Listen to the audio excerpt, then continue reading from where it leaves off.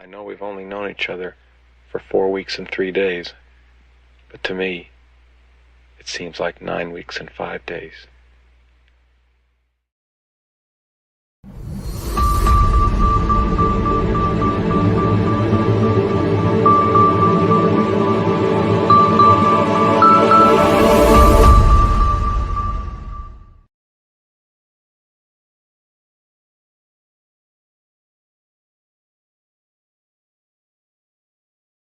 All right, everybody. It is Sunday, so that means it's time for the Sunday edition of the Let's Get Growing show here on the Urban Gardener channel.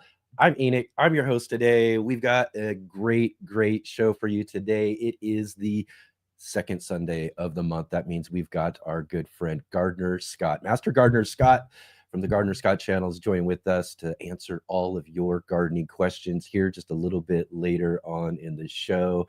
So we look forward to Gardener Scott joining back up with us again. It's always a great conversation with Gardener Scott. So if you guys have all your garden questions, get them ready here in just a little bit for our Q&A session a little bit later on with Scott. So yeah, really looking forward to catching up with Scott and seeing how things are growing on in his garden this last month or so. It's great to, again, to be able to catch up with him once a month and be able to follow along throughout the growing season and see how things are growing for him. But for all of you who are here with us live right now, definitely click that thumbs up, hit the like button, subscribe as well, hit the bell notification to be notified of all of our upcoming videos and live streams, as well as share with all of your garden friends and let them know about the Let's Get Growing show here every Saturday and Sunday, 11 a.m. Pacific Standard Time, 2 p.m. Eastern, 7 p.m. British summertime as well too, for all of you over there in the UK. And definitely too, sometimes you'll want to catch up. I say here every Saturday and Sunday. I just want to make a mention of yesterday's show. We had kind of a special, different live stream yesterday, and I'm just going to mention this here right now too. Unfortunately, for everyone who is watching in the future for our replay and all of that as well too, this is a limited edition live stream that we did yesterday, meaning it's only available today.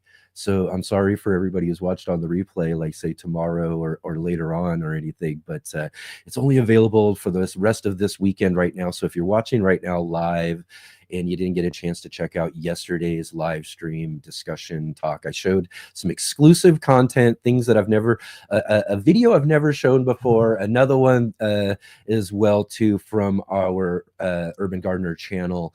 And one of the things I want to say too is, because I didn't mention on the show yesterday, there was another limitation as to why it's also a limited live stream, is because YouTube knocks me for these videos that I played yesterday. So that's why it's going to be on, just for the show's sake. I don't want that kind of mark on that as far as that goes. So that's why, another reason why that's a limited show, other than it just being kind of a video I've never really played before, an exclusive. So again, it was kind of fun. We all had fun with it. I had fun with it. You'll want to go and check it out if you're here watching right now before Monday morning, and definitely go check that out.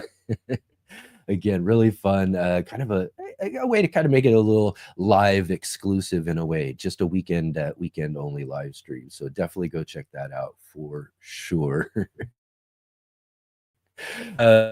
Yeah, and definitely as well too, like I was saying, for all of you, huge shout out to all of you though who are watching on our replay. Thank you so much for being here. Thank you for watching. Sorry about the live stream if you didn't get a chance to check it out. We'll try to maybe do it some other time down the road. I'll show it or something like that. But again, like I said, the YouTube strikes me for these videos. It's one of the reasons why they're kind of exclusive anyways, and they're not shown and all of that sort of stuff. But they are kind of a part of the history of this channel and my gardening experience and all of that sort of stuff too. So again, it was really fun. Go check that out. And again, thank you all for joining us on the replay. Hop on down into the comments below. Let me know what you've got growing on. Jump in, say hi, And if you got any suggestions too, again, one of the things I've been mentioned yesterday as well too. I'd love to hear from you guys about possible folks you might like to see on the show. You got any guest suggestions in the comments? I'd love to hear those guest suggestions as well too. If you are here live with us and you have any questions or comments, especially today's a Q&A.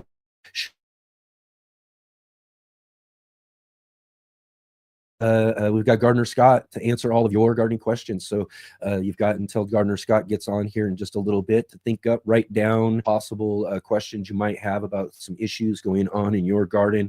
Get those questions ready for Gardner Scott coming up, and make sure they're in big, bold, capital letters too, so that I can see the questions from the regular conversation. That just helps out to make sure that we do get your question in the conversation, and definitely want to make sure we're answering your questions on our Q&A show. Follow all the links down below too as well in the description to all of our other social media and to our guests. Definitely go check out our guest links and go over to their channels, their social media. Go show them some support as well too. Let them know that you saw them here on the Let's Get Growing show. Thank you all so much for being here today. Lots and lots growing on again in the garden. I had a big, huge happening this last week. In fact, we put out a garden journal yesterday as a part of kind of what we were doing. Is I was just kind of filling in some time. We had an issue with the possible guests that we were trying to have on. They're on tour. They're doing a bunch of stuff. So, and we're a live show, so making those things happen and meet at the same time for a live show was just a little bit not in the schedule for us this week. We're going to work on though too. I am talking with actually just mentioned it was Charlie McGee from the band Formidable Vegetable. They're from Australia, but they're over on tour right now in the UK or all over Europe. I think they're in Spain right now. They're on their way to Italy here through this next week, but we're going to work on planning on maybe an end of tour live show. I just thought it would be great to take advantage of the fact that they're over in Europe right now in a different time zone, where we could line it up a little bit easier to get them on the show with us live, because Charlie's already been on with us on the show a couple of times, but because of where he lives in Australia, we have to film it ahead of time, and so they've been pre-recorded videos. So it'd be really great to have him on the show live with us too. So we're still going to work on that and make that happen hopefully real soon here for everybody as well too. So again, thank you everybody here. Oh, I was just mentioning too, a part of yesterday, I might get myself off track there. But a part of what we did yesterday too is I released this last week's garden journal. Our garden journal kind of goes over and talks about a storm we had this week, and it caused some havoc in the garden. And as you can kind of tell from the thumbnail picture there too, is it looks like we lost a tree there. There were some bunch of other things as well too. So you would go back and check out our new garden journal this week. Garden journal videos. I'm going to try to keep them up as regularly as possibly I can, but they are the best way for all of you viewers who watch us here on the live show to be able to get into and see what's actually growing on in my garden, so go check out those garden journals and you can see what's growing on in the garden right now, and see what that storm did as well. Also too, this last week I did put out another video in our growing peppers series. We're at part 8 already, and part 8 is going over our water wicking earth buckets. I mean, I love these containers. They're a great way to repurpose and reuse these buckets that all of these businesses, restaurants, sandwich, just all sorts of businesses using these food grade buckets and then just tossing them out. And it's a great way to get them and reuse them. And especially for those of us who have small space urban gardens like I have, I use them in most of my annual vegetable growing, as far as the container growing that I do in my garden spaces, because they're wicking water, and so basically during these hot parts of summer right now, I don't got to go out there and really worry about my containers drying out throughout the hot day. I can go in the evening and fill up the reservoir and the containers, and they're going to be good for the next day.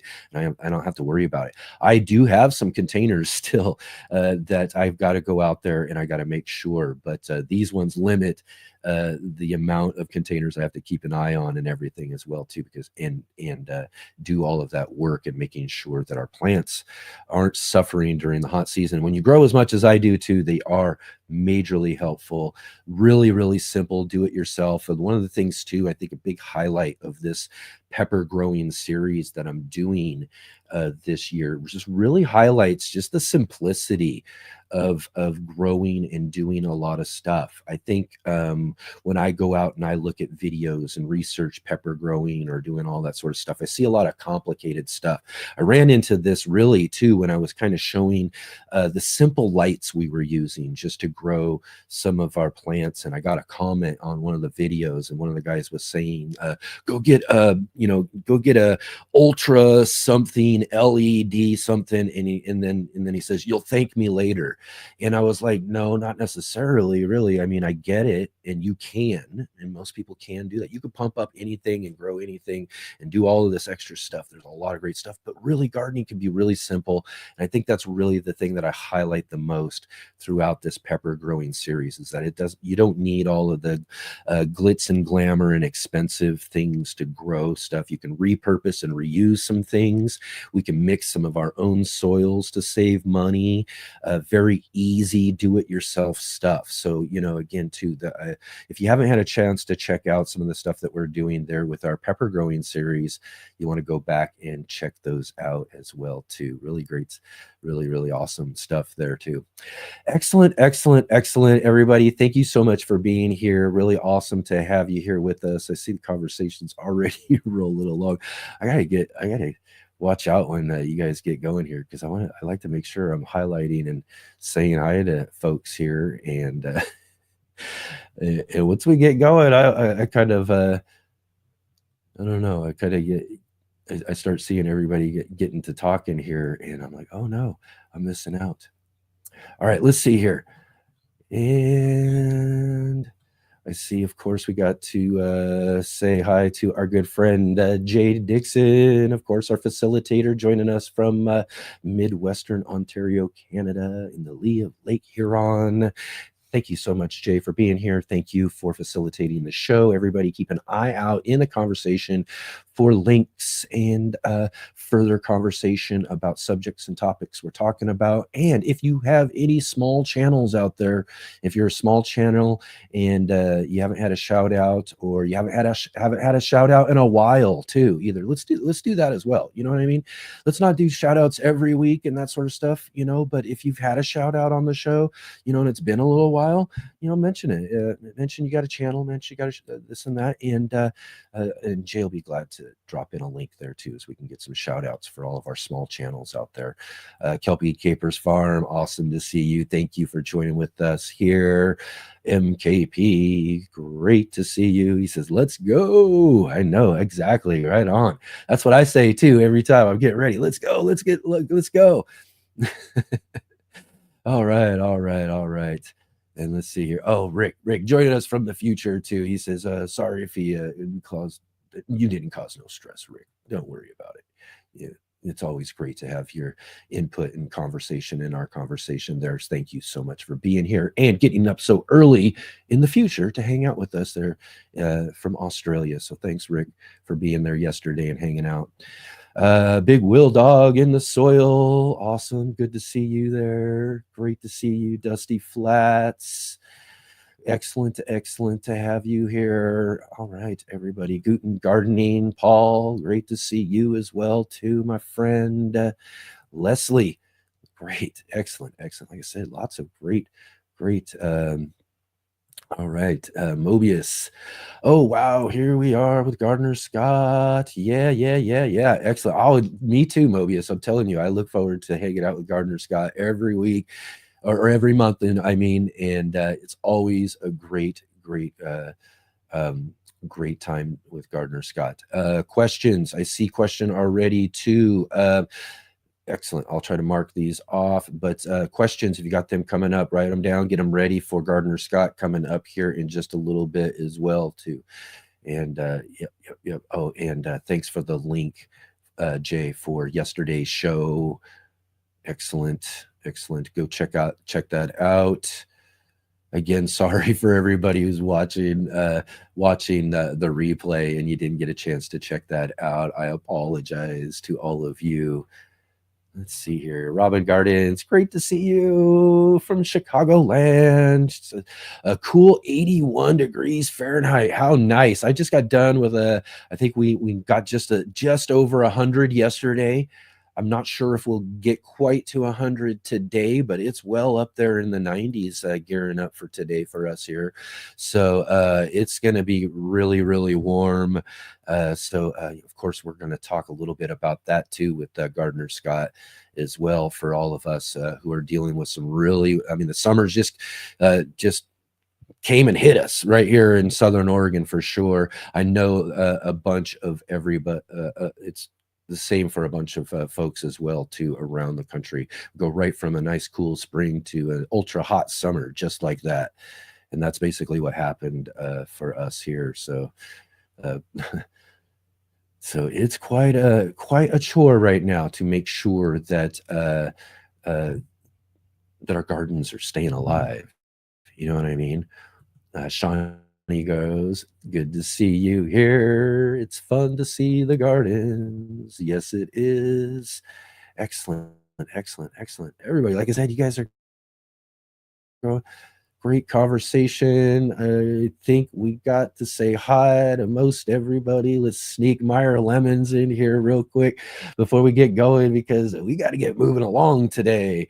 We've got a great show for you today. Like I said, we got Gardner Scott coming up here in just a little bit. So everybody get ready with all your gardening questions.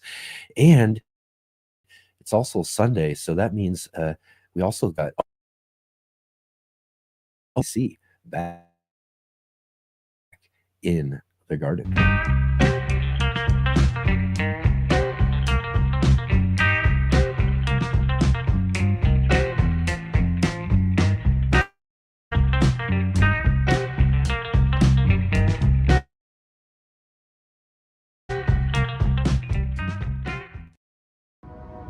Hey guys, I'm Mark Boucher-Colbert, and you're in the garden. Do something different. It's a beautiful gray day in the middle of summer here in Portland, Oregon. We're loving it because we're about to get blasted with heat. So we're taking this cool gray day as just a chance to recover, recoup, and make sure things are well watered for the next phase of heat, summer heat. Today I'm going to talk about container gardening. I'm on the rooftop at Noble Rot, a restaurant and wine bar in Portland, Oregon, where I've done the rooftop garden for almost 20 years, I guess now. It'll be this fall. Woo! 20 years. We've gone through expansions and contractions. We're currently in a period of contraction because the roof is apparently going to be redone this summer, but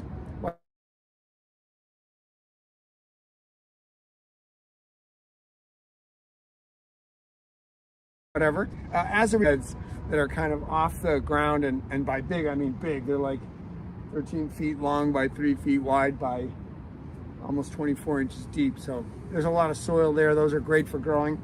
But we lean heavily on containers like this.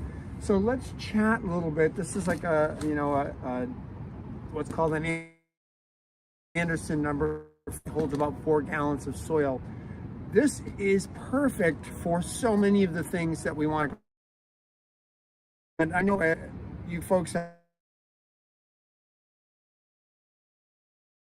home too are probably leaning a lot on containers. I put a container full of soil on top of it. It becomes great for growing things. You can take all kinds of surfaces like asphalt, like concrete, like metal, and you can turn them into productive agricultural surfaces or flowers, however you want, with some kind of container. Obviously, this is a very simple and utilitarian. There's a whole range of beautiful shapes, forms, materials, colors, patterns you can use to add artistry and accent to your garden. You can place them in an already productive garden. Sequester, let's say, some mint or something you don't want to rampage over the garden.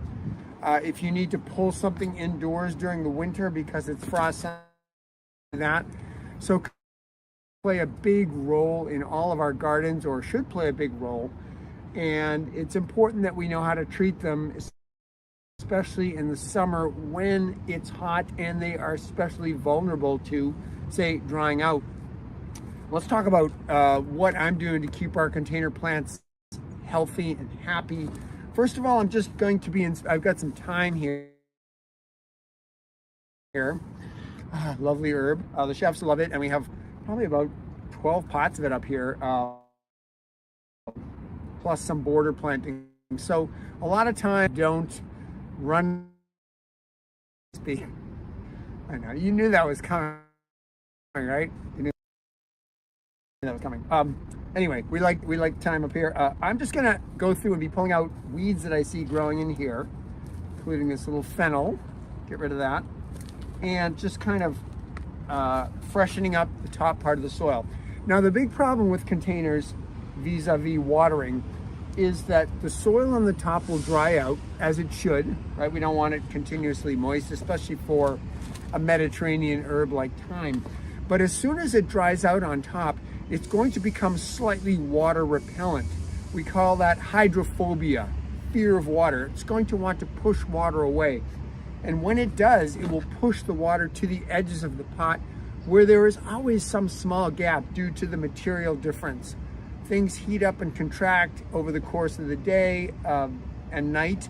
The container's the same. The plastic or whatever the material is on the outside will change size. The soil will change size, but not at the same rate because they're different materials. So invariably, there'll be a thin little gap down the edge.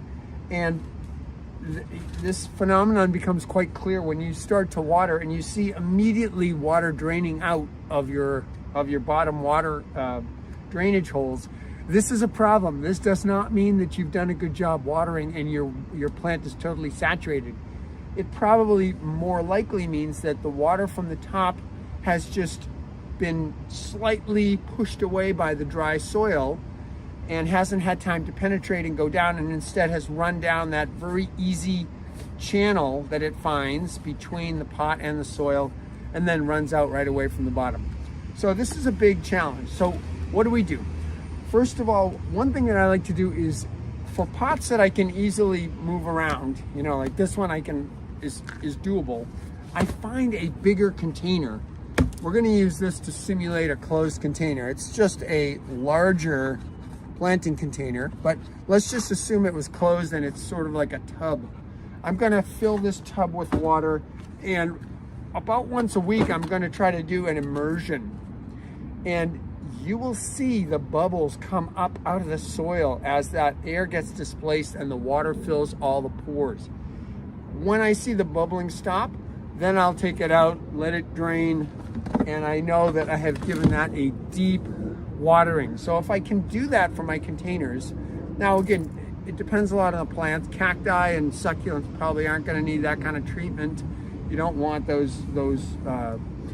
soil totally soaking like that. But for most garden vegetables and herbs, I find a nice once a week deep soak is awesome, because then you're guaranteed that you have filled all the pore spaces with water. What else can you do though? You can see that this herb has, you know, a lot of soil area there. And one thing I like to do is take something like perlite here, and you can do pumice, you can do gravel, all kinds of different things. This is just a lightweight popped mineral. I will oftentimes fill around the plant with the perlite. And what I find it does is it just creates a pathway for the water when you start to water. And it allows the water to diffuse over the surface of the pot better. In other words, it prevents it from running right away to the edge. It keeps some of it in the middle.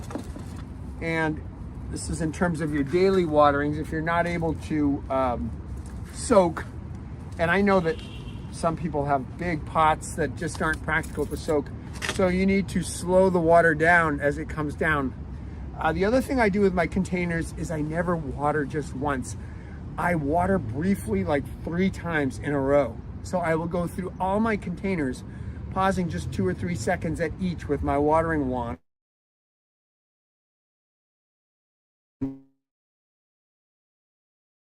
And then I will third time water each time, percolate down, and then that forms channels for the water to continue to go down each time deeper and deeper. So I'm really trying not to see water run out. That's the bad sign. I really want to just put a tiny bit of water on top, let it sit so that it can moisten that top layer, and then that layer will water the second and third round. Short, if I can, I soak once a week. I do short, infrequent waterings. I put some kind of a barrier. I'll also use really nice compost sometimes. Nice, but it doesn't have to be nice. Actually, it can be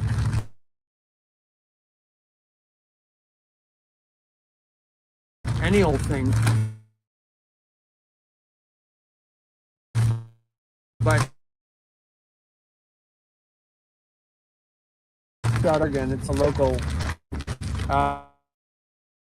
Anyway, this can make your plant look very. See that?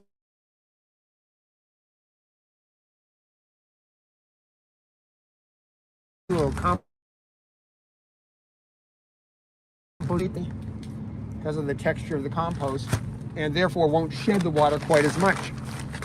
Okay, let's see. There we go. Now we've just made that look pretty sexy, right? That we took that white vermiculite, covered that all with compost.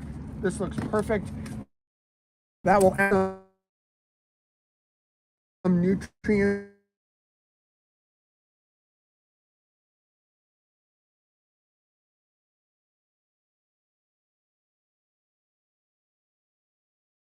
Down with go down. Helps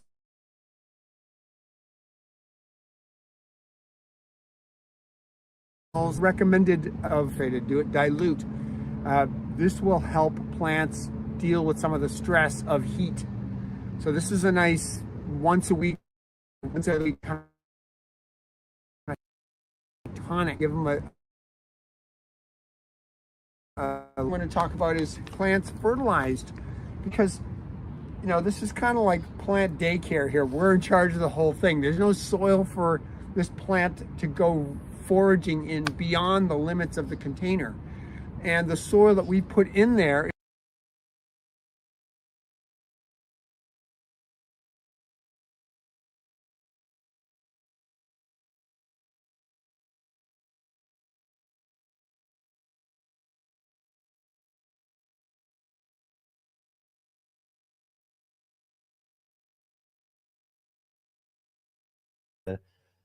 It's also not doing my audio correctly right now.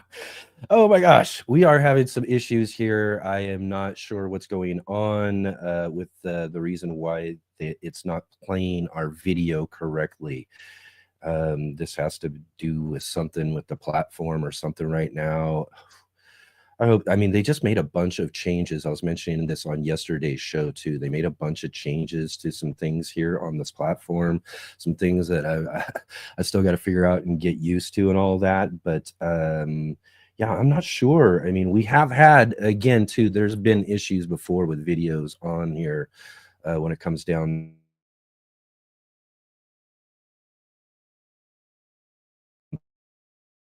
to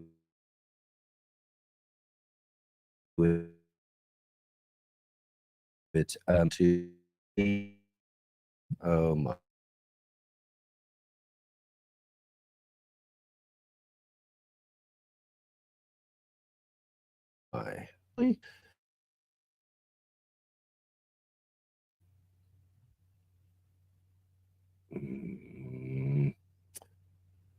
This is again fun with doing a live show and having everything kind of wanting to collapse underneath of you right now. I'm hoping to keep the stream alive at this moment is what we're doing, because it would be completely detrimental to have to start over, but it seems like I'm frozen right now. But to me, everything looks like it's running. So this is what I'm not sure what's going on. Let's see here. I'm gonna. Can we reset? I'm going to remove this. Let's do this. Let's just take that out and see if that'll help out. I don't know. And again, the hard part for me is I'm trying to look right now from what I'm seeing myself versus what I'm seeing that's happening live on YouTube right now. And hopefully, and there's a bit of a delay for me, so I'm sorry too, as I got to try to make sure that we're still live here as everything's going on right now, and then we'll move forward here with the show. I apologize to Scott; he's in the background right now. We'll get you on here in just a second. I just want to make sure that everything seems to be, as far as I can tell, everybody from my side, things seem okay. And I wasn't able to. Is it looking good? I see Scott's got the thumbs up too. Thank you. So from my side, during all of this, things seem like they're okay. So I'm looking at and seeing things from what I see over here. I've got the live YouTube feed over here. So, and that's where I was starting to notice and see some issues. So I was trying to do some things in the background there during the video play. I don't know if that's necessarily something going on. There's some sort of issue there, but we all know that I have issues going on, some gremlin that's crawling around doing something. But this was a little bit different and a little bit more strange than some of the other issues that we've had. So, all right. And we'll get back on track here quickly.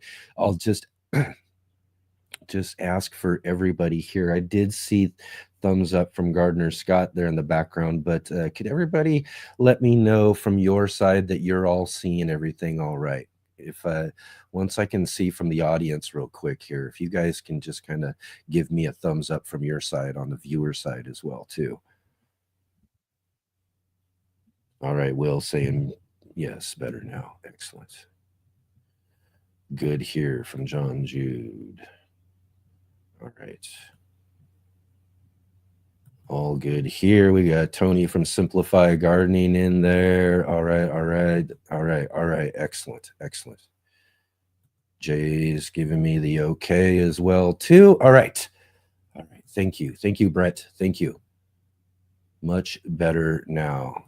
Well, again, too. Okay. And here's the thing. Thank you, Paul, as well, too. Even with the issues, that was a really good video. Of course, great information. One of the things, too, is a good time to mention, now that we're all good, everything's reset, we're going to get moving here and get moving along here with our Q&A with Gardner Scott here. But one of the things I'm working on and doing right now is working on cutting up the show and getting them redistributed as videos and stuff. So all these stuff, so we can kind of get this in-between stuff kind of cut out of what our regular segments are. We're going to start releasing and putting out segments, and that's kind of starting with the In the Garden stuff, because we just made these recent changes. We've got Paul from Guten Garden on with us. We got Dave Life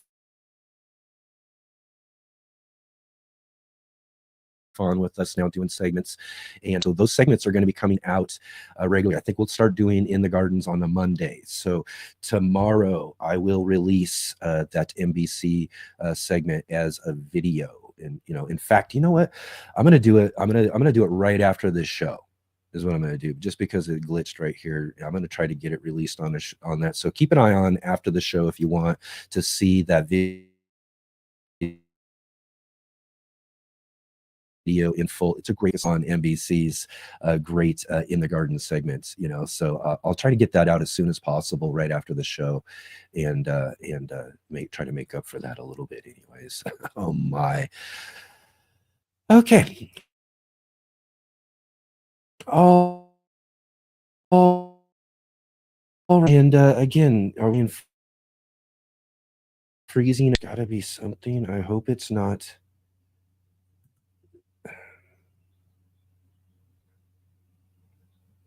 like everything says it's great. Like I've got full,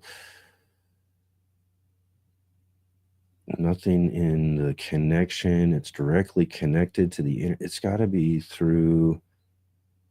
I don't know what I'm going to do. Because, yeah, I'm seeing it looks a little choppy over there too as well.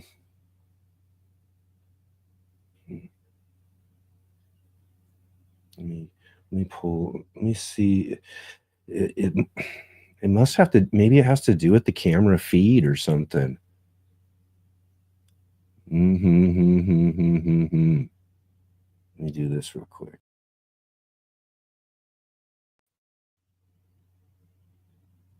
Pull the camera out, reset it. I don't know.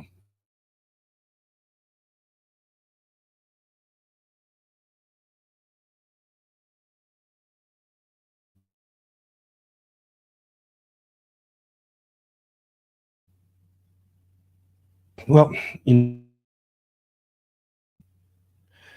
there's one other thing I can possibly try for my. Let me do this. Media assets. Put that into the background. Let's see here if I can't. We're going to have to maybe pause for a minute and see if this works. I'm going to try to leave the thing. I don't know if you guys can hear me, but I'm going to try to leave first and come back in. And there, we'll see.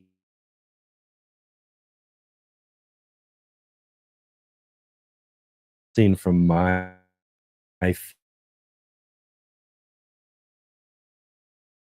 feed or something. If we might have to, I'm not sure. So I'm going to pause for a minute. Studio here.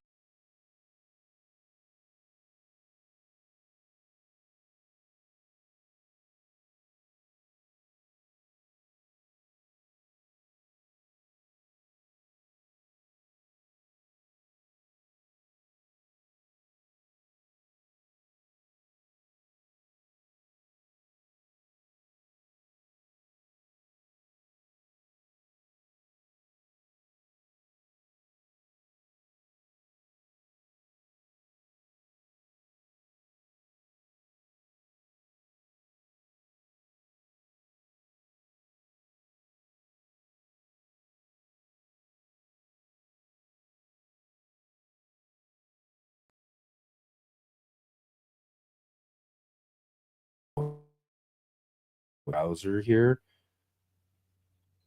Is it even coming back on?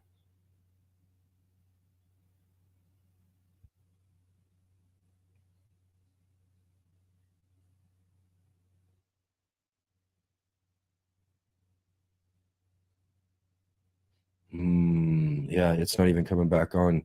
Okay, well, I'm gonna have to. Oh my.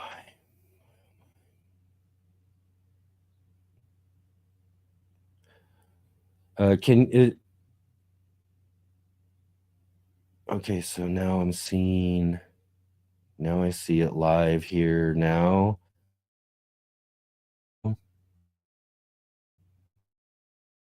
I can't.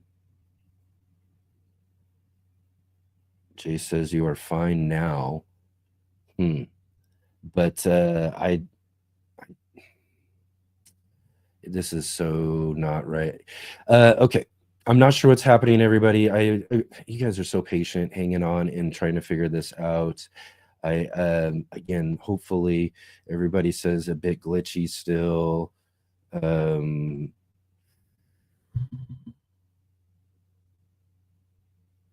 Yeah, there's something going on, I think, with this feed or this actual stream, the program this time. I don't think this is my connection as the usual thing we're dealing with here. So I'm not sure what to do other than maybe, I mean, if you guys can hear me right now, my best bet in order to fix any of this or to do this, and maybe even for Gardner Scott as well too, I really apologize, is I can go in and reset a new live stream real quick and we can try a new one. Other than that, I can't I can't see, or I can't know what to do with this moving forward if we go. So let's see. You know what? I'm not sure. It says, okay, just roll with it. You're good. Just roll with it. Okay. Well, let's just roll with it then. Let's see what happens. Let's just go. All right, in fact, so let's do it, and we'll see what happens. And maybe with Gardner Scott on something, if something happens on my side, I can do something. I'm not sure. But anyways, he's been waiting long enough. Let's bring him on. Let's get Gardner Scott here.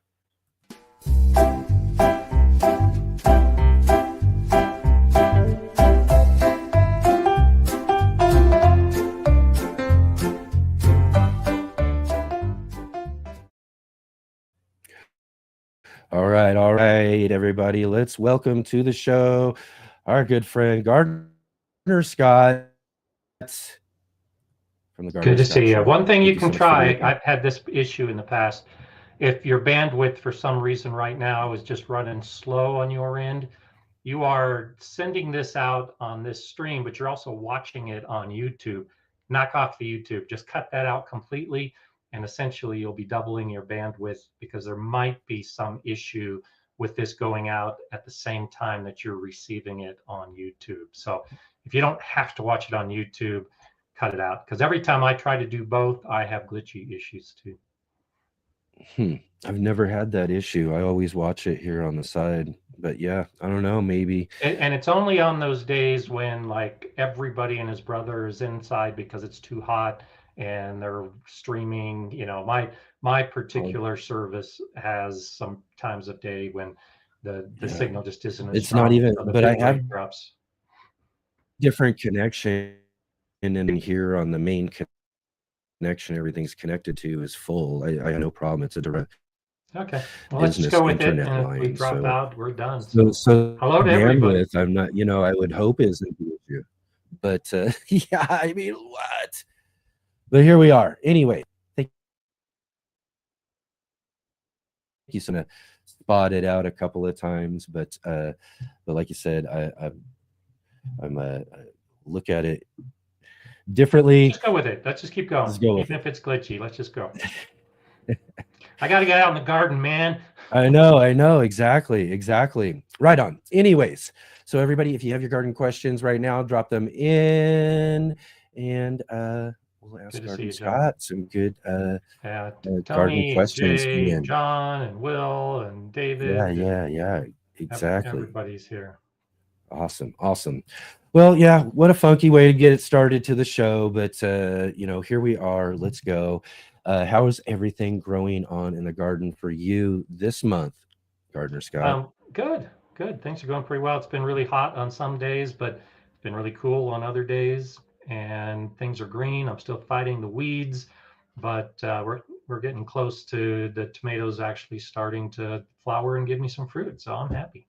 Yeah, excellent. Yeah, I know this is a fun time. Things are starting to flower and fruit, and I'm just really enjoying that part of the garden and everything too. But you mentioned,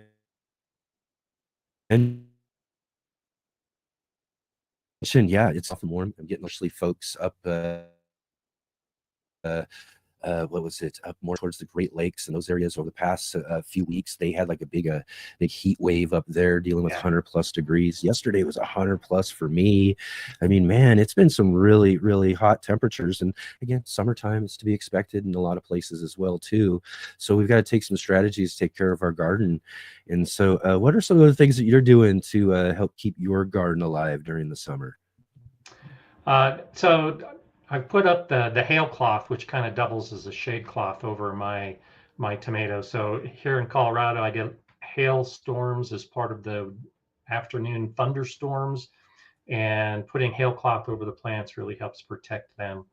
And I've also been, believe it or not, doing some transplanting. When volunteers pop up, I put them out with a little bit of shade over them until they get established, extra watering, it's just keeping up with it on a daily basis, trying to do everything I can to keep things alive when it's hot and dry and windy.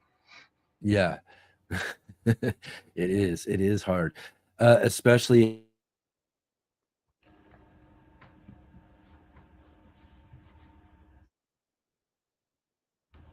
again too, I suppose, gardening. Oh, hopefully it's just in and out. Don't, oh my gosh. You're freezing for me, but I don't know. So if I talk right now, it looks like Enoch is completely frozen on my end. So how about everybody else? Are you seeing me nonstop with no glitch, or is it both of us, or just Enoch? See, yeah, there's something rolling around inside, and again too, all of everything else is off now. I shut that down. So again, I think there's something. Yeah, it's on your end, definitely. There's something running through this stream right now as well too, Yeah. because I also just left the stream completely. Yeah, when you left and you every froze up, I asked everybody, and you can see in the comments right now that I'm not freezing at all. It is just you that is the glitchy. Yeah, because and then when I'm glitchy too, it's also showing from my end your side going away too. So Yeah.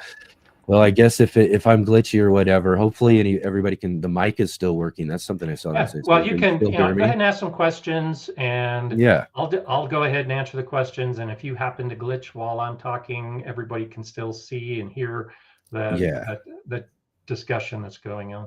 Yeah. I apologize, everybody. This is a totally different gremlin than what we've been dealing with. But talking about containers, in the heat and all of that sort of thing, I just put out a video. I love my water wicking earth buckets I've got. They just do some really, utilizing that capillary action and making sure my containers can stay hydrated throughout a hot day. Whereas, a lot of containers, really sometimes no matter how big they are on a hot enough day, you got to really watch out even midday and try to make sure that they're not drying out. Right. So, I'm watering containers at least once, usually twice a day in my region. And if the plants are young, I'm doing it 3 or 4 times a day, just to keep the soil moist in the containers, because they dry out so much faster than raised beds or the in-ground beds during the summer.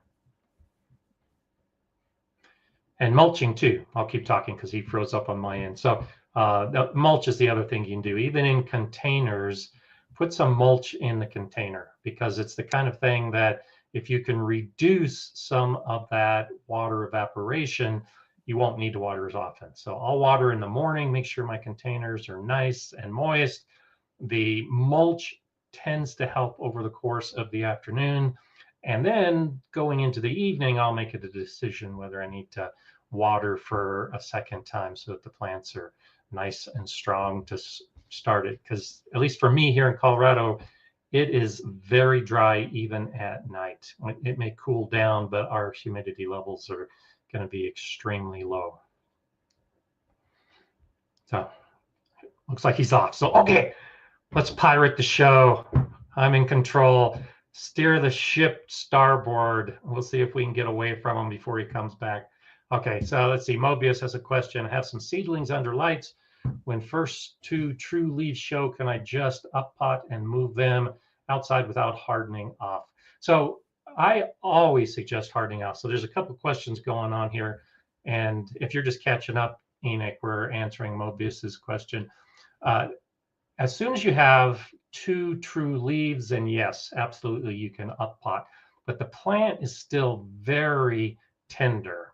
And so putting it right outside without hardening off, you've got a pretty good possibility that the plant's not going to make it. So up pot it when it's at the 2-leaf point, and then you can start hardening it off. I did that with some of my peppers this year, actually, at about I think they had 3 true leaves, sets of leaves when I started the hardening off process. And I took more than a week, about a week and a half, to harden off the plants before I actually put them in the ground. And even then, they were still struggling a little bit in the heat because they were so young and tender.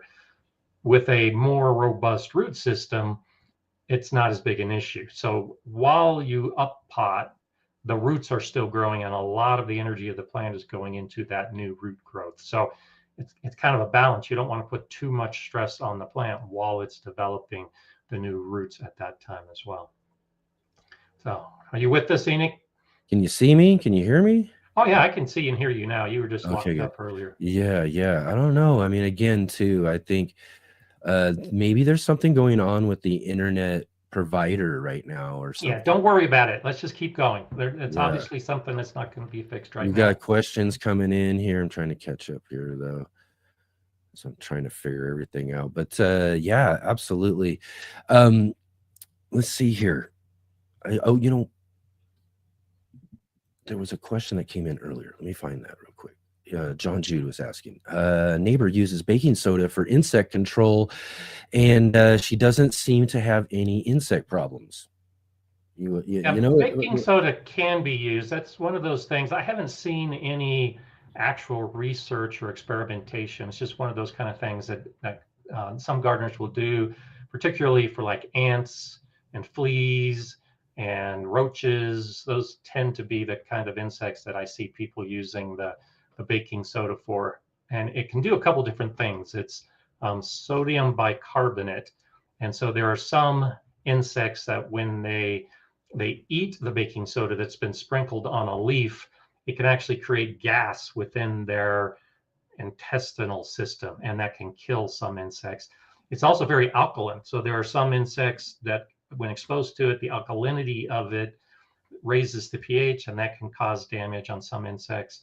I've read a little bit that says, it's not quite like diatomaceous earth, but it can cause damage for some soft body. Yeah, that's what I was insects, because it'll like dry out their skin a little bit. And so it does have some purposes. It makes sense that it would work, but I haven't seen any large scale studies to actually prove it. I think this is one of those kind of things that if you're taking the effort to do like baking soda to deal with pests, you're probably also doing a lot of other good things in the garden. You're watering the plants, you're keeping them strong. And so the baking soda may seem to have an effect, but it could also just be all those other good things that you're doing in the garden. Awesome. Right on, everybody. Again, too,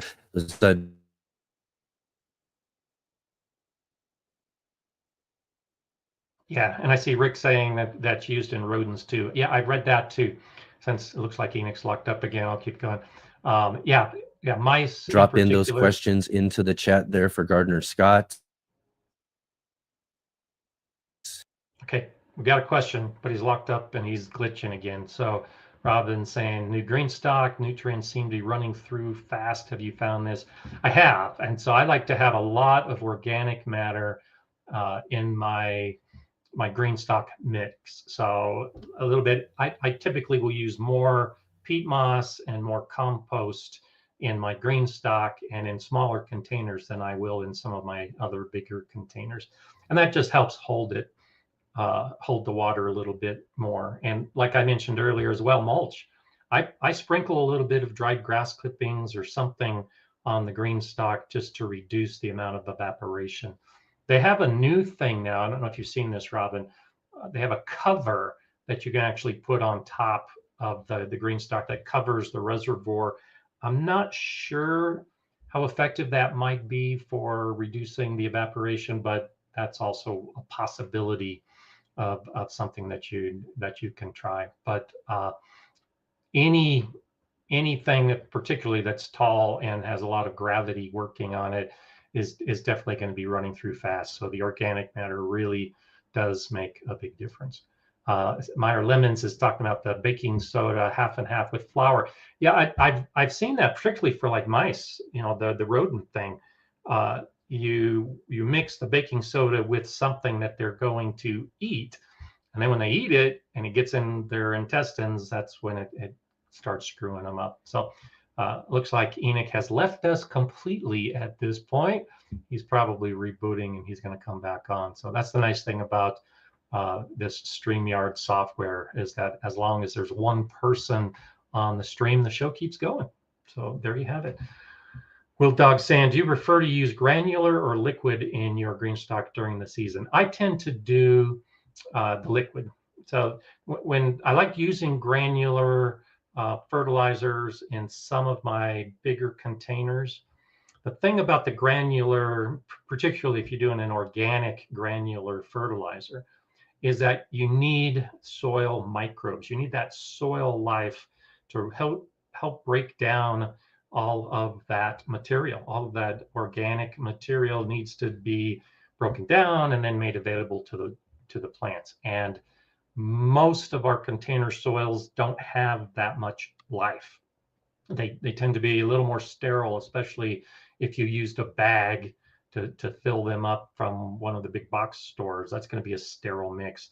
So to get the nutrients to the plants, now you have to use the liquid, because the liquid fertilizers for the most part are going to be immediately available to the plants, and that you won't have with the granular mixes. So the granular is great long term. So at the beginning of the season, and I show this in one of my videos when I talk about revitalizing the soil. I think I talked about it briefly. But I'll do granular fertilizers at the beginning of the season because they've got all season long to release their nutrients. But during the course of the growing season, when I want to give my plants a boost, it's almost always the liquid fertilizers that make that happen. Meyer Lemons says, my shade cloth order has been delayed. Will the tomatoes be okay a few days at 90 Fahrenheit and up? What can I do in the meantime? Yeah, they'll be okay. The thing about when you start getting into that range of 90 degrees, which is about 32 Celsius, the plant will do fine. The plant can handle that heat. It's the flowers, it's the fruit. The pollen, when you start getting that hot, is going to start being damaged. So the plant's going to be fine. You just might have some flowers drop off, or you might have some fruit that doesn't set, and the plant will keep putting on new flowers and will keep growing even in that heat. You can still cover it with some kind of shade if you've got it. I mean, just put up some bamboo poles and string some burlap over it or something like that until the shade cloth comes. Particularly younger plants that are just starting to flower. But don't worry too much about the plants when it gets that hot. Many of us that are growing tomatoes have much hotter temperatures than that. Usually the plant has flowered and started to fruit, then the high temperatures come. Once the fruit is set, it's usually not that big a deal. It's just that critical pollinization phase that can really be affected with the high heat. And that's the kind of thing we're trying to avoid.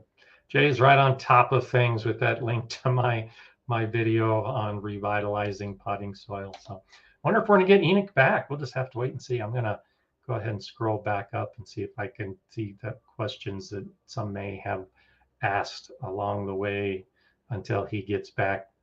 I got a message from this StreamYards, and Enoch kind of mentioned it. They've been doing a lot of upgrades and adding a lot of things to the systems, and I think there's just too many glitches. And I'm wondering about my show tomorrow in particular, because one of the things that I read is that if you are conducting the stream and you use a green screen like I do behind me, that can cause a little bit of glitching. That's not the issue today because he was glitching before I ever showed up. But we'll have to see what happens with my show tomorrow. If it glitches, I'll take off my background because I think that's probably one of the issues. And some of the stuff you guys were talking about too with the ads, and I forgot who it was that asked the question, but I don't have my ads turned on, partly because I can't be guaranteed that my stream is going to be strong enough where I live, and I don't want to have any extra stuff going on at the same time. So I do turn the ads off on my live streams, just hopefully to make things go a little bit easier. So I don't see a lot of questions popping up, but if you got something, I can see the comments, and I don't see a lot. I think I've covered most of the ones that, oh, there it is. Yeah. Asking about the ads from Dusty Flats.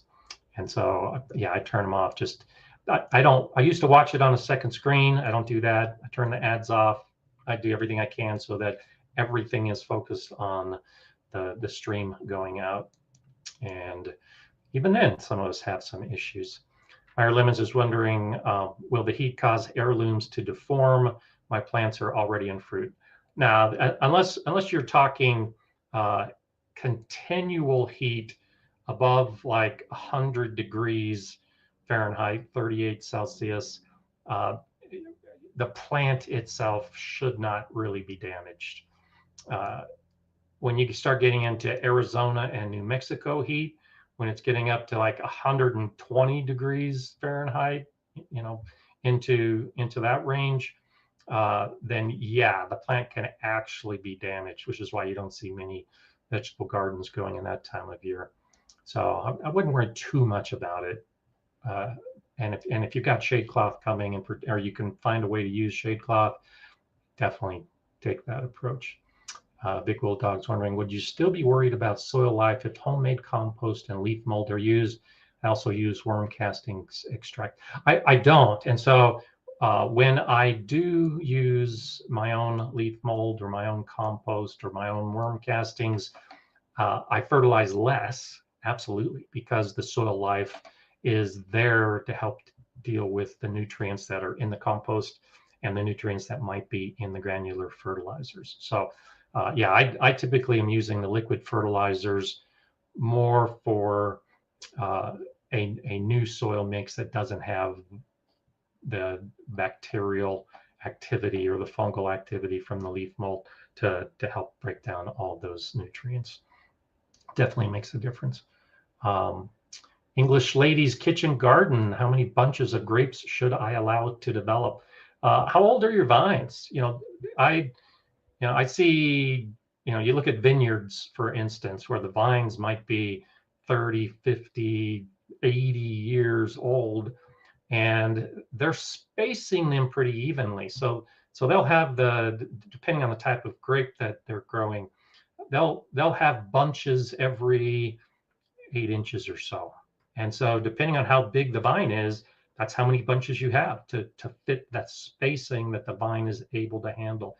If it's a new young vine, you might want to cut it back to just a couple. It's kind of the same idea as like a fruit tree. So my young fruit trees, in the first couple years that they start fruiting, I prune off almost all of the fruit so that the energy is still going into the tree development, the energy is still going into the root development, because it's a young tree. Grapevines are the same way. You really want the grapevine to become established so that it can support the fruit that's on it. So if it's an older plant that's been around for years, then it can support more fruit bunches because it has a better root system. And so that's really the point to take. You might want to try, especially if it's a more young type of plant, is the first time you've got a lot of bunches, space them, let's say 12 inches apart.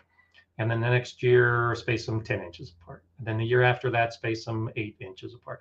That way you're allowing the plant to become more accustomed to having a lot of fruit. And by having more fruit, it forces the plant to grow the roots to support that extra fruit as well. So it's kind of a more gradual, you have to have patience to do that.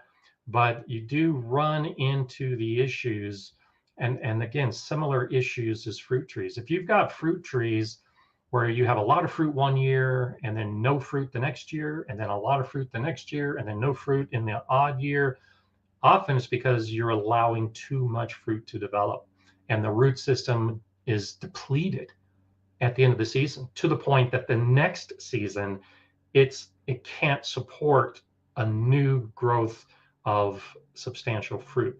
So by pruning off, you can have a more sustainable amount of harvest, where each year you've got some of the the fruit that's developing. And so you're not having a max 1 year and a min the next year. It's more moderate over a course of a number of years. So, okay, let's see. Yeah, Tony says reduce, you do need to reduce everything you can, and it can make a big difference. So we'll see. I'm guessing Enoch is trying to log back on after hopefully maybe reducing some of the stream stuff. Keep your fingers crossed. I don't know. I think if I leave this show that it will shut down. So we'll keep talking for another 20 minutes or so, waiting for him to come back. And if not, we'll just go ahead and end the show at that point. And we can all get out in our gardens and do what we need to do. Even Rick, it's about time for you to get out in your garden, right? It's morning. It's time to wake up. You're already awake. Okay, let's see. Now I'm scrolling down again to see the questions.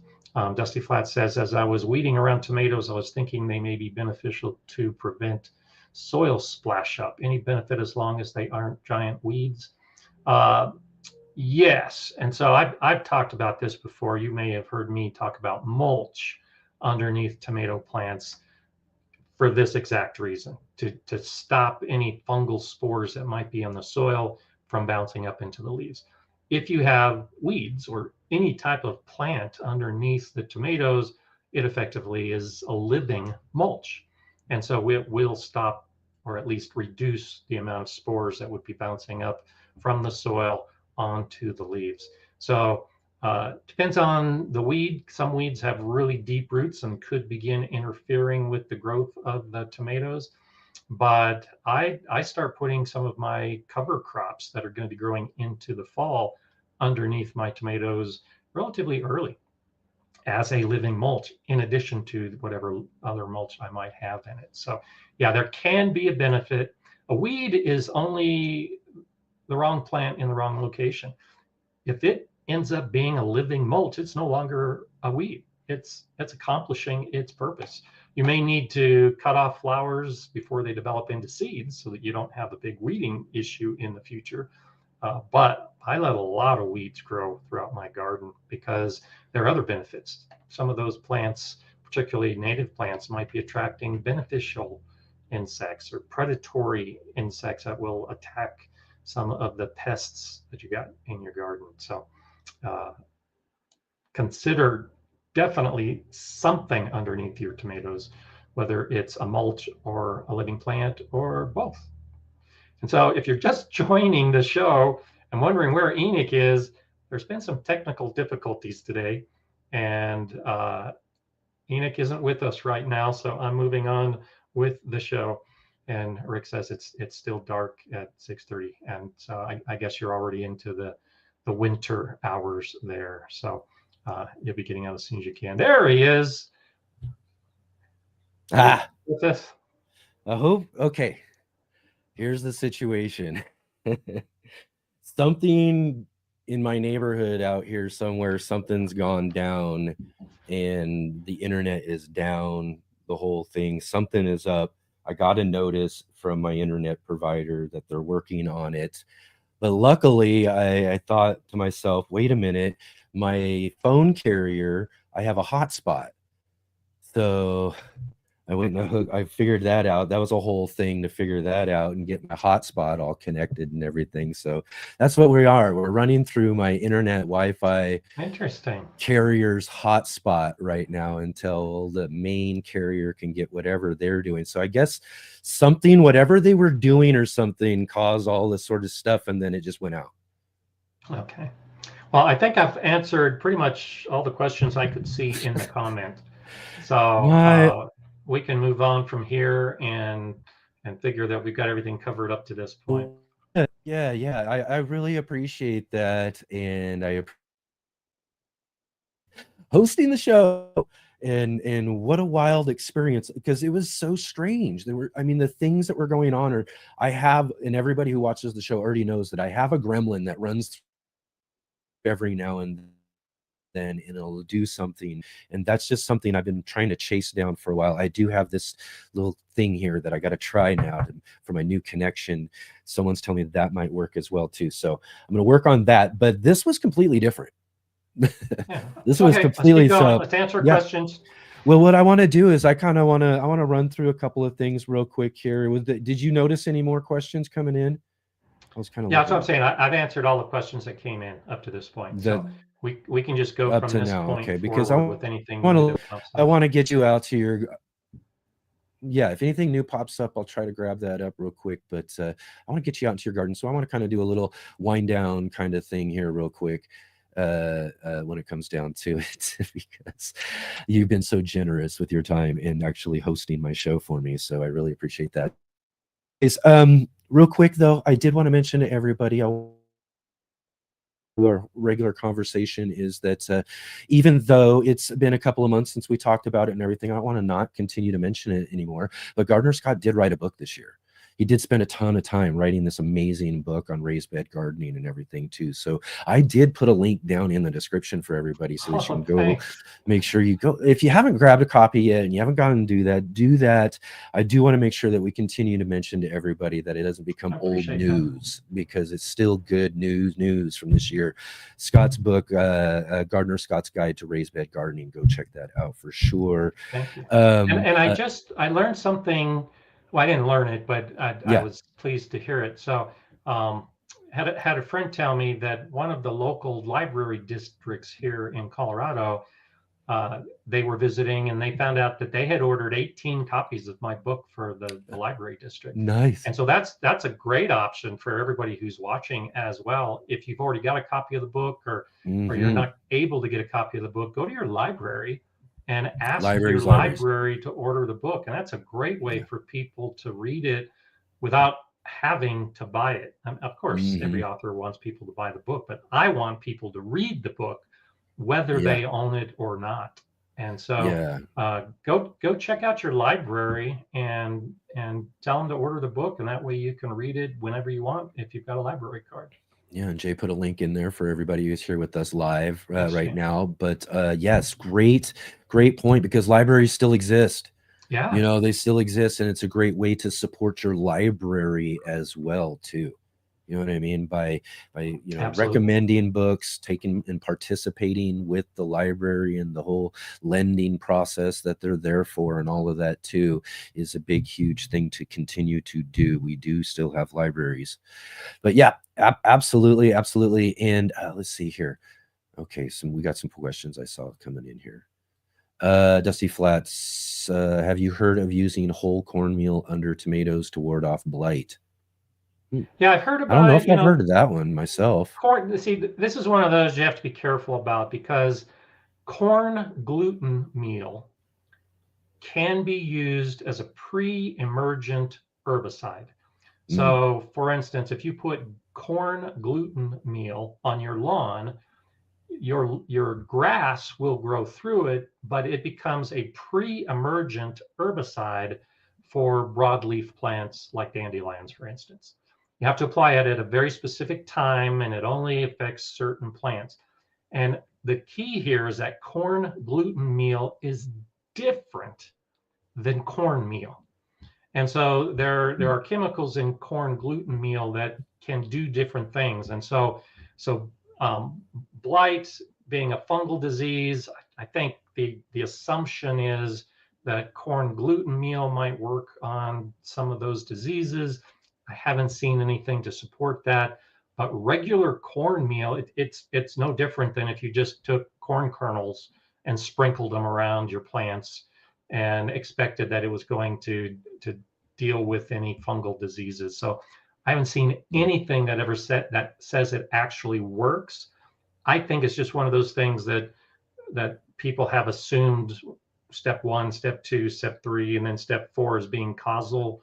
And I'm not aware of anything that says cornmeal is going to have any effect on diseases on your tomatoes. Oh boy. You're still here. I'm still here. Yes. Okay. Anyways, I think that was Gremlin. He had to play around too as well. He wasn't going to let the fun be happening by everyone else. But yes, awesome. Again, everybody, thank you so much for your questions today. We'll end with my kind of question and thoughts. I want to get you on because going to be doing our monthly gardening book club as well too, and we've got a author with a book called Cool Season Gardening, and we are kind of approaching and we'll be approaching end of July, going into August before we see you next and everything. So this is kind of a time to start thinking a little bit about our cool season garden that's going to be coming up as well too, seeding and stuff like that. So I thought maybe we'd end real quick with maybe some of your thoughts on some of what we should be thinking about when it comes to our cool season gardening, maybe strategies for summer when it comes to seeds and setting seeds and doing that sort of stuff. Yeah. Absolutely. So, most of us have a cool season, actual winter time.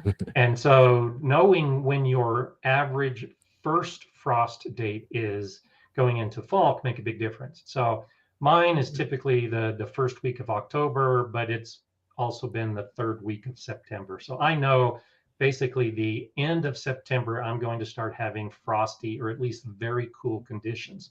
So when I look at the kind of plants that can actually grow in cool conditions, brassicas, spinach, lettuce, radishes, chard, all those kind of things, we can look at the time it takes, like the days to maturity that you might see on a seed packet, and then back that up. And what you'll find is often we can start seeds in July and August for plants that we're not going to harvest until October or November.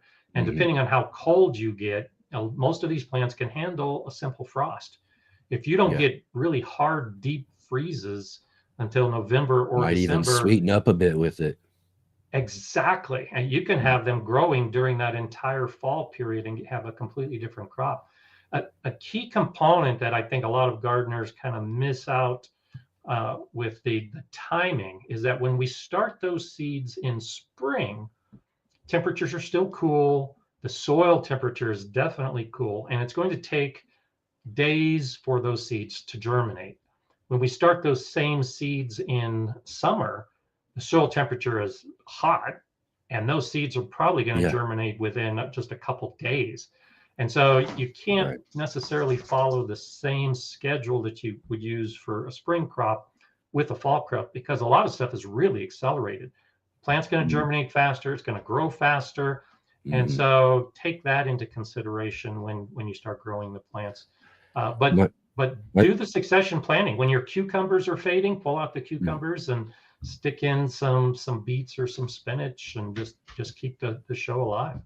Yeah. Quick follow up on what you're saying there with timing, because one of the questions I was going to have is that days to maturity.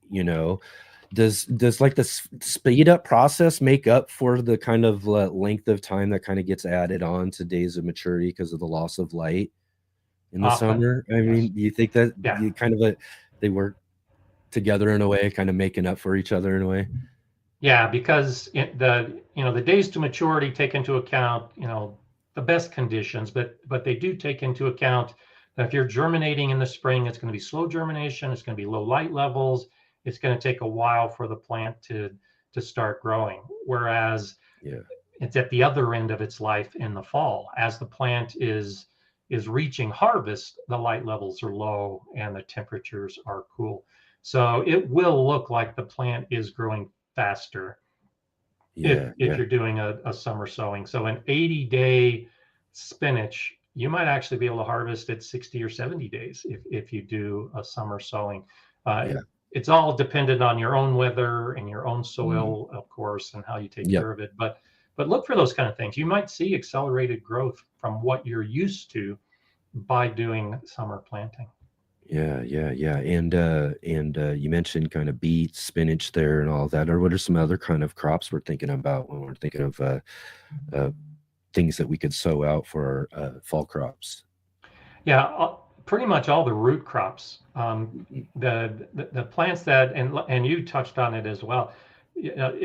It's true. If you've got a root crop, a turnip, a beet, a carrot, and it's exposed to frost, it is going to taste sweeter. I mean, it really is sending sugars to the root. And because what the plant is saying, the plant's going, oh man, it's cold outside. it's almost time for me to die, and it starts storing all of its energy into the roots.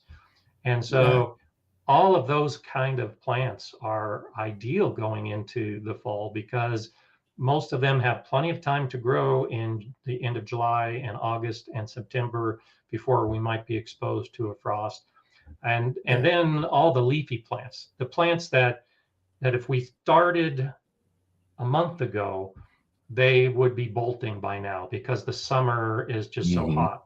Well, if you start the plants like the lettuce and the spinach and the radish, those that are very susceptible to bolting, by starting them later, about the time that they're starting to grow big, the temperatures are cool, so there is no bolting. So it's a great way to grow cabbage. Is a great example. Growing like a Napa cabbage, you grow those kind of plants that are very susceptible to bolting during a hot summer season. And then instead you grow them later in the year, and there's almost zero chance of bolting because the days are going to be cooler. Exactly. Right on. Like Rick says too, like carrots, man, there ain't nothing better than like you get like, at least in my area, about some places that might get heavier snows, but you get like that first little snow in the season, and you go out and pull the carrot out right out of the snow. So sweet and delicious and great, and just like you said, just perfect way to do it. So don't snooze on the fall crops, and start thinking about those things that you can start growing and everything as well too. So get some seeds together. You do need to be a little bit extra careful, particularly with like lettuce seeds that are sown very shallow, pretty much on the surface. Carrot seeds aren't very deep. You're going to have to water 6 or 8 times a day to keep the soil moist, because those seeds need to stay moist. And in the hot, what do you think about the something over it, like some cardboard or something like that? You get it wet through the day and just keep it covered until they start germinating. That works great. A board, cardboard, there's lots of burlap is great. There's lots of good methods. The biggest thing when you do something like that is you have to be on top of it. You have to every morning check underneath whatever you're using, because if the plant germinates and starts growing and it's completely shaded from the sun, it's going to be white and very tender.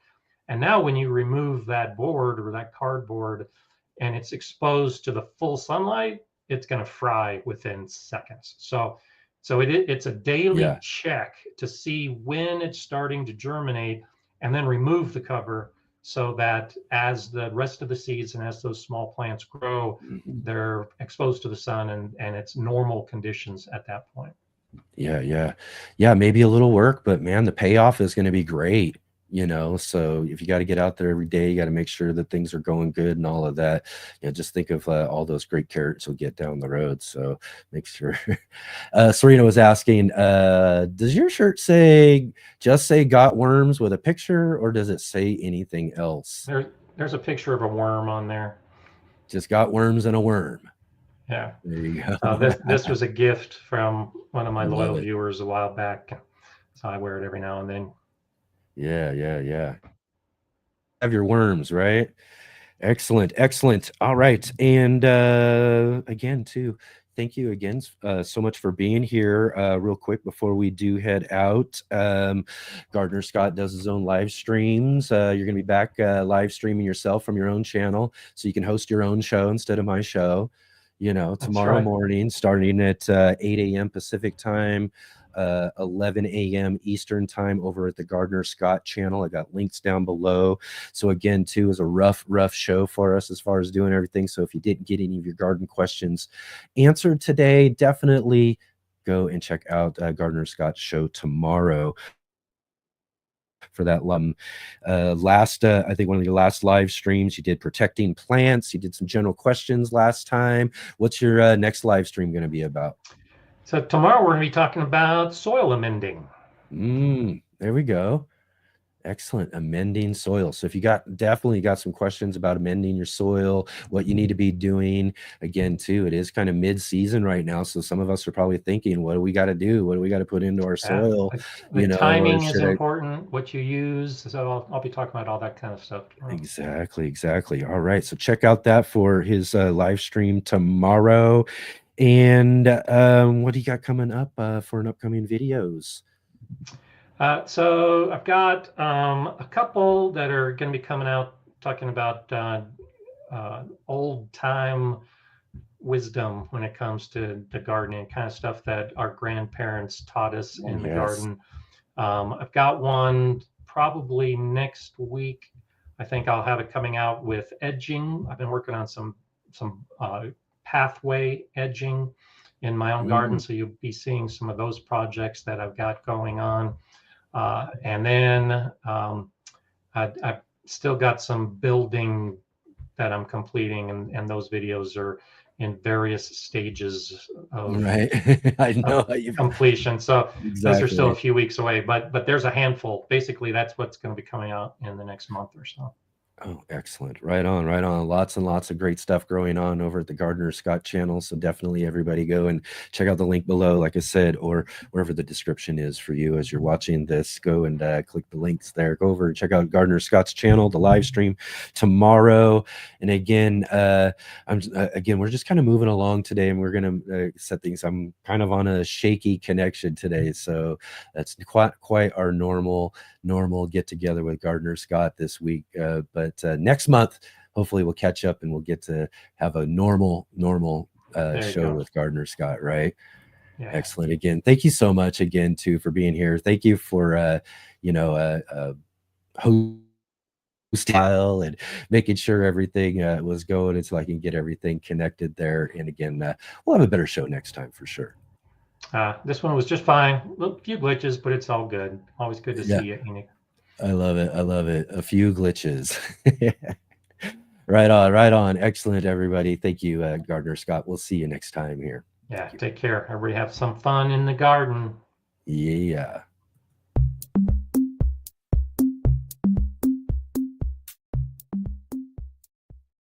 Let's Get Growing is sponsored by IV Organic. Hi, my name is Charles Malky, biologist and plant expert with IV Organics, where we grow cool plants and author Saving the World with the Home Garden. IV Organic 3-in-1 Plant Guard has 7 natural oils that protect your plants, not just from the summer heat as well as winter cold, but also protects your plants from damaging insects and rodents. The oils in the product include castor, cinnamon, clove, garlic, peppermint, rosemary, and spearmint. These oils are natural insect and rodent repellent oils, which are encapsulated by the base powder, offering your plants months of protection at a time. 1 application per year will suffice for protection against damaging summer sunburn and winter sun scald, but if the target is pests, application as much as 2 to 3 times a year may be necessary.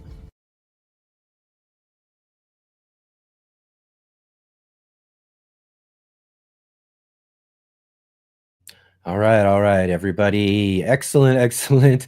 Again, shaky show today, but anyways, really great again to have Gardener Scott on with us here today. And again, just kind of I don't know what's going on necessarily. I'm going to look into this a little bit more as we go. Hopefully internet will get connected up and back to running the way it was. Good thing I thought about hotspot. It seems to be working semi okay in order to get us through for the remaining of the show. So what I'm do is, like I said, I'm going to let Gardener Scott go and get out in his garden just a little bit, a few minutes earlier than we normally would. And what I'm going to do here is I want to kind of do our little show rundown. And then what I'm going to do is I'm going to check with this connection, and I'm going to try playing Mark Garden segment again to end the show. So after I finish up here, you guys want to stick around towards to finish up the show.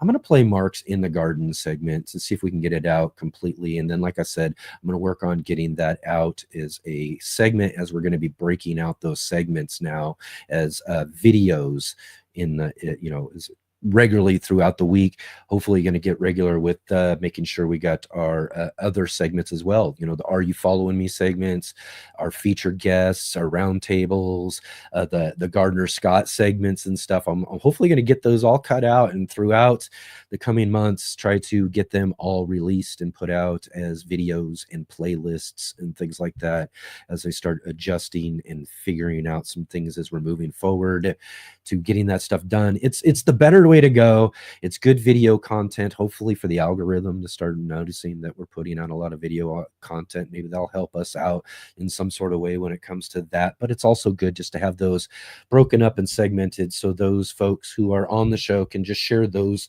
particular segments instead of having to have all the rest of the show, you know, like all of this crazy stuff that could go on in between on a live show like today, when we've got a whole bunch of issues and problems and stuff.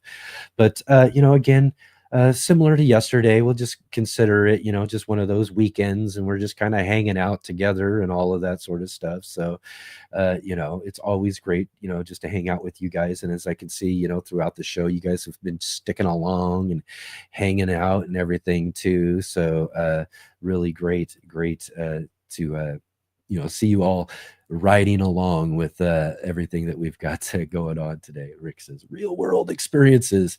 Yeah, it's definitely our real modern world as we're all attempting to do this sort of stuff and everything, you know, and it does. I've got other issues, so I've got to really push myself to work on some of this connection stuff for my own situational stuff here in the studio and how we get that out. But ultimately, there's nothing we can do about the internet connections, especially when you're directly connected, if the providers are having their own issues too. So you know, I guess, you know, again, we got to roll along with it. But I do appreciate you all hanging out. And like I said, I did get was mentioning too yesterday, they changed a bunch of stuff here too, so I'm still trying to get used to some of our background overlays and things that I've got, these stuff that we show up, you know, like when I want to talk about you know, who is on the show recently, and talking with our good friend Wendy Fan from Wendyland on the show. You know, I've got this, I got to hunt for this just a little bit differently than I used to. We had the Gardening Grant on as well too, so you want to go back and check that show out. Check out our live page for all these other shows. Christopher Bransdahl, our good friend, growing out of the mountains of Norway, and our other friend Kang Star from the Pepper Lovers community, friends, our roundtable original friends, which kind of a weekend of originals in a way. Wendy was our first guest, and Kang and Christopher were basically my first live guests I ever had on this channel at all. So, you know, when it comes down to it, it was a really fun cover to go check that out for sure. And again, too, coming up next week, next Saturday, still kind of things are working out. I've got a couple things out in play right now. I'll let you guys know as soon as we know for sure. Something I kind of mentioned yesterday. It is that time of year where it's kind of hard sometimes for booking and getting especially the featured guest for the longer conversation, you know. So we got some things out there.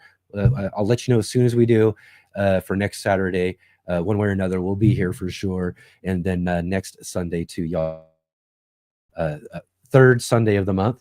So that means it is our monthly gardening book club with our good friend, Mr. MBC. We'll also have him here live with us as well, too. So we'll get to hang out with MBC live. And also, we're going to be featuring the book Cool Season Gardener by Bill Thorness.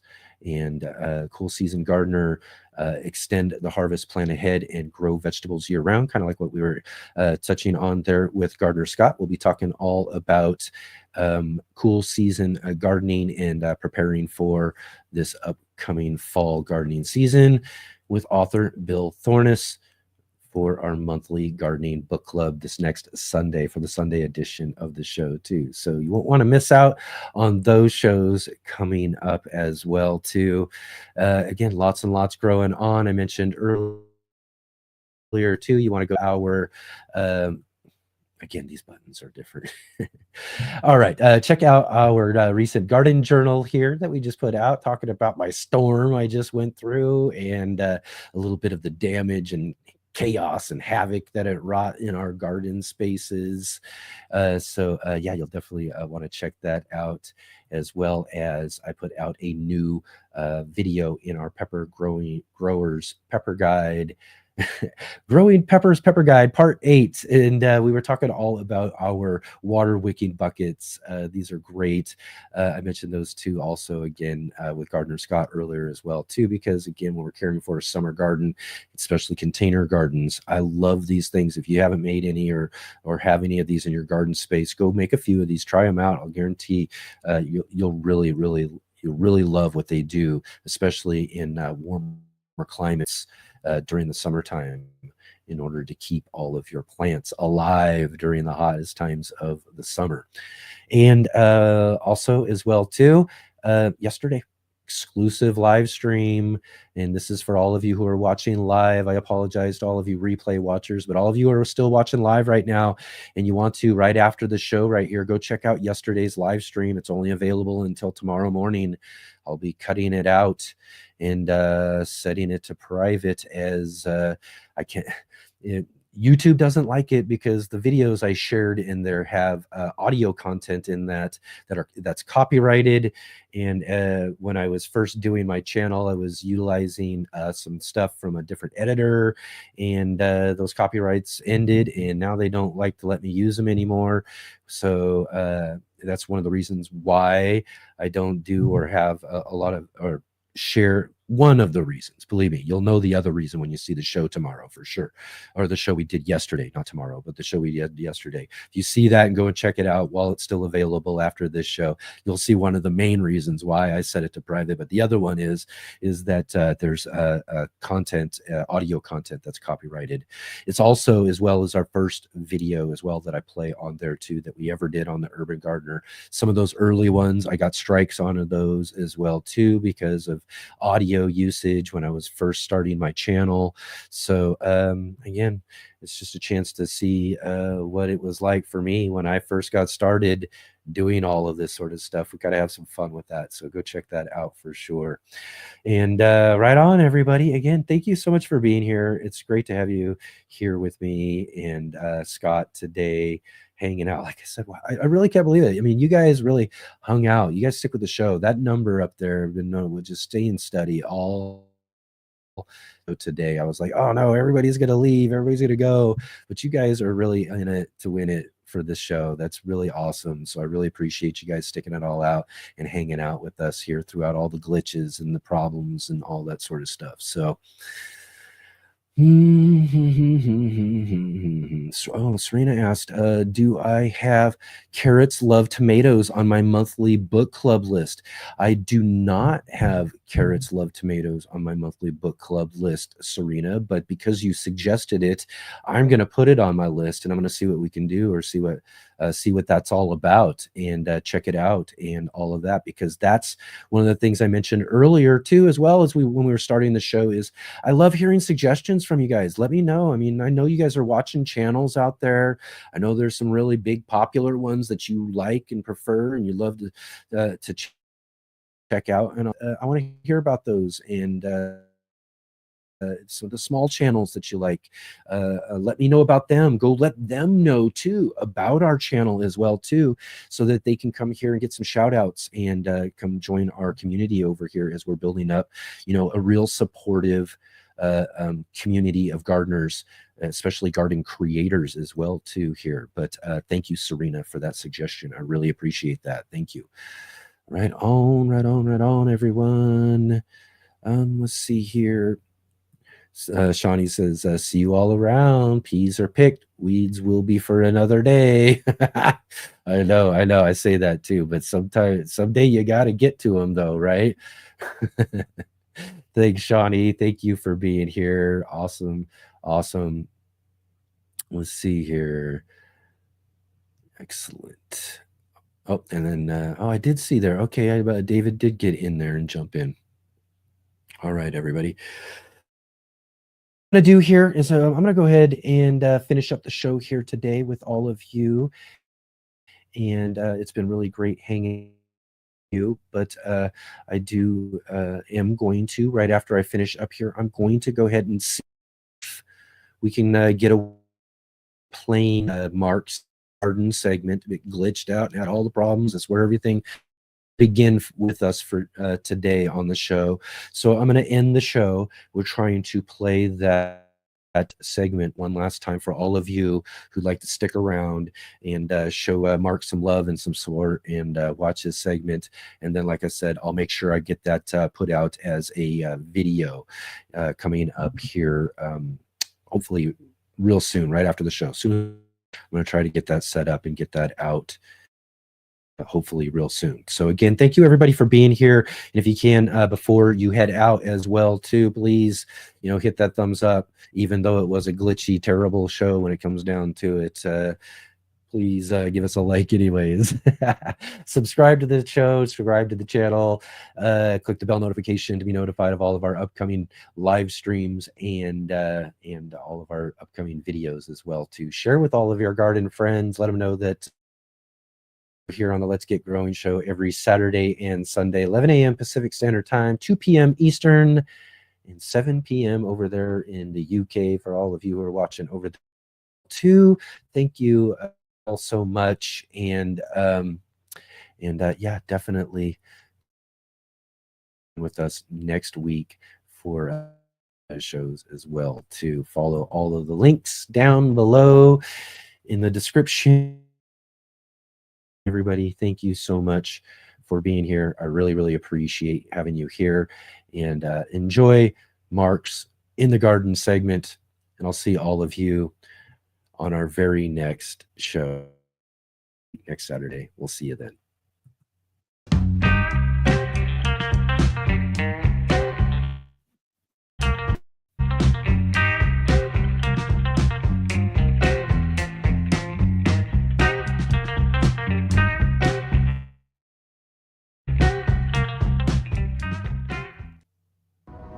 Hey guys, I'm there and you're in Garden with MVC.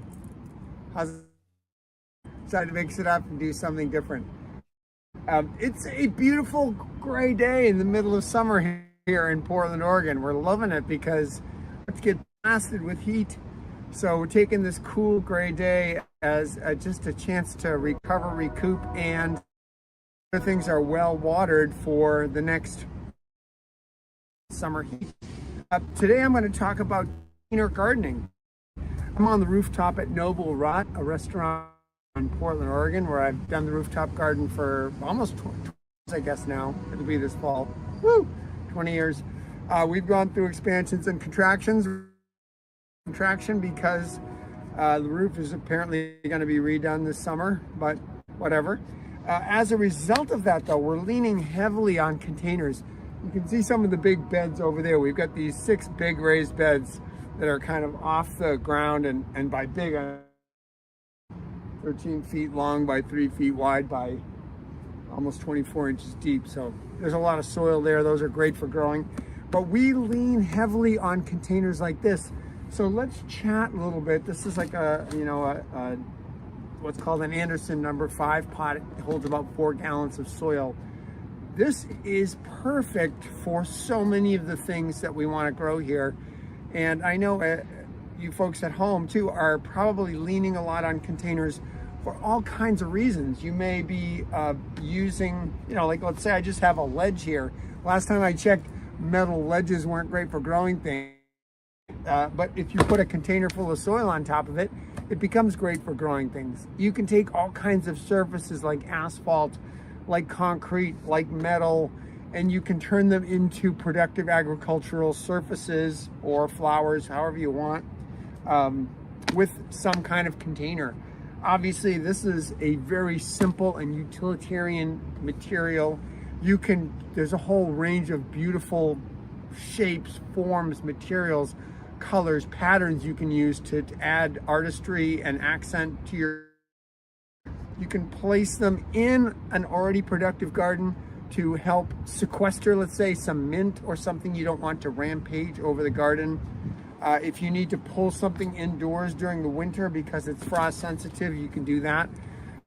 Containers, I think, play all of our gardens, or should play a big role. And it's important that we know how to treat them, especially in the summer when it's hot and they are to, say, drying out. Let's talk about what I'm doing to keep our container plants healthy and happy. First of all, I'm just going to be I've got some thyme here. Lovely herb. The chefs love it, and we have probably about 12 pots of it up here, plus some border planting. So a lot of time, I hope that they don't run out of. I know, you knew that was coming, right? You knew that was coming. Anyway, we like the thyme up here. I'm just gonna go through and be pulling out weeds that I see growing in here, including this. Get rid of that, and just kind of freshening up the top part of the soil. Now, the big problem with containers vis-a-vis watering, the top will dry out, as it should, right? We don't want it continuously, especially for a Mediterranean herb like thyme. But as soon as it dries out on top, it's going to be slightly water repellent. We call that phobia, fear of water. It's going to water away. And when it does, it will push the water to the edges of the pot where there is always some small gap due to the material difference. Things heat up and contract over the course of the day and night. The container's the same. The plastic or whatever the material is on the outside will change size. The soil will change size, but not at the same rate because they're different materials. So invariably, there'll be a thin little gap down the edge. And this phenomenon becomes quite hard to water, and you see immediately water draining out of your bottom water drainage holes. This is a problem. This does not water and your plant's totally saturated.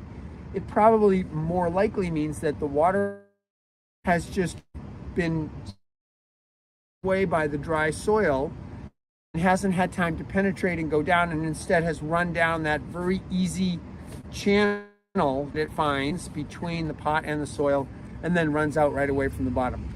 So this is a big challenge. So what do we do? First of all, one thing that I like to do is for pots that move around, you know, like this one is doable. I find a bigger container. We're going to use this to simulate a closed container. It's just a larger planting container, but let's just assume it was closed and it's sort of like a tub.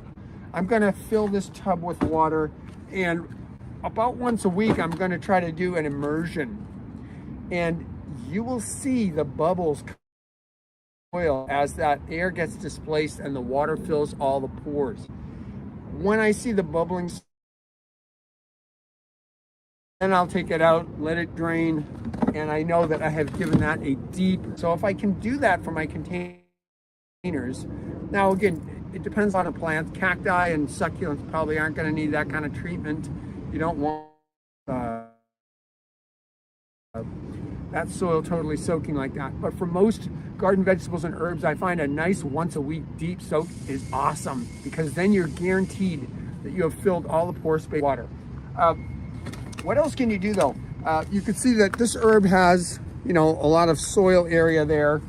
And one thing I like to do is take something like perlite here, and you can do pumice, you can do gravel, all kinds of different things. This is just a popped mineral.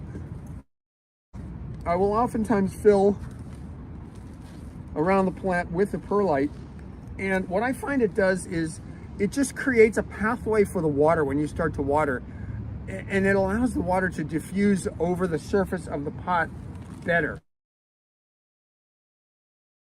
In other words, it prevents it from running right away to the end.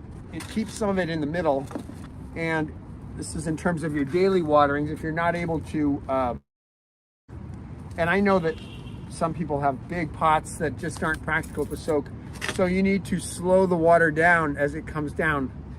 The other thing I do with my containers is I never water just once.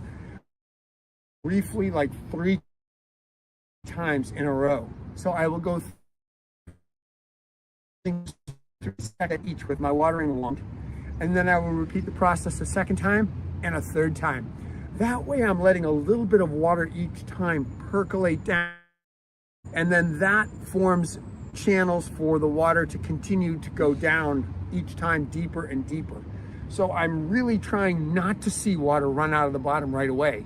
That's the bad sign. I really want to just put a tiny bit of water on top, let it sit so that it can moisten that top layer, and then that layer will be able to receive more water the second and third round. So I do short, if I can, I soak once a week. I do short and frequent waterings. I put some kind of a barrier. I'll also use really nice compost sometimes. Nice, but it doesn't have to be nice. Actually, it can be any old thing. I'll chop up grasses, but this, for example, is a really nice compost. And what this will do, this is a biodynamic, let's see, let's give a shout out to this Seacoast Compost. They do a nice job, biodynamic. It's all Oregon. It's a local thing. Anyway, this can make your plant look very sexy. Let's put a little compost in there. And of course, it will add some nutrients, and it will also create that spongy, not dry out as easily because of the texture of the compost, and therefore won't shed the water quite as much. Okay, let's see. There we go. Now we've just made that look pretty sexy, right? That we took that white vermiculite, covered that all compost. This looks perfect. That will add some nutrients. As the nutrients each watering, that will go down. Let's talk about a couple other things. I like to water with kelp, some kind of liquid kelp formulation. This is got very small amounts of nitrogen and potassium minerals, micronutrients, and at the recommended rate of dilution. Bottle. Don't do it concentrated. This will help plants deal with some of the stress of, this is a once a week, every other week kind of tonic. You give them a light dilute watering with kelp. And then I think the last thing I'm going to talk about is keeping your plants fertilized, because plant daycare here, we're in charge of the whole thing. There's no soil for this plant to go foraging in beyond the limit of the container, and the soil that we put in there is what the plant is. You're going to have to fertilize from, and I find these organic fertilizer spikes really helpful. Let me show you what they look like. Oh, I dropped them here. So here they are, and you're just going to push it into the soil. And it's a slow release fertilizer that's going to nourish the plant for a month, whatever. You can read the recommendation on the package, and they will tell you how many to put in based on of pot, how much soil you have. So again, you're going to follow the package and such. Spikes like these. You also want to make sure you've got the right nutrient formulation. So these guys kind of take the guesswork out by telling you, all right, this is for herbs. You're going to see a lower nitrogen profile and more phosphorus and potassium. But for flowering plants, I do a lot of peppers in containers up here at the Noble Rock. I'm using this kind, Bountiful Vegetables. It has more phosphorus for bloom, a little bit less nitrogen. So we're kind of discouraging the leafy growth and encouraging the fruiting and flowering here a little bit more. And this is a little bit more balanced overall, but again, like not quite so much nitrogen and a little bit more balanced phosphorus and potassium. Anyway, I'm going to use these fertilizer spikes and literally just push them into the soil, drive them into the soil, and I will do that at the recommended dose, usually about once a month, especially for my really big fruiting plants like peppers, or I've got some alpine strawberries right behind the camera that you can't see. Doesn't matter to you, but it matters to me because I'm looking at them and I'm seeing the flowers and the fruit. And I know that in order to keep getting that high level of production, I don't want to exhaust my soil. I'm going to need to keep fertilizing.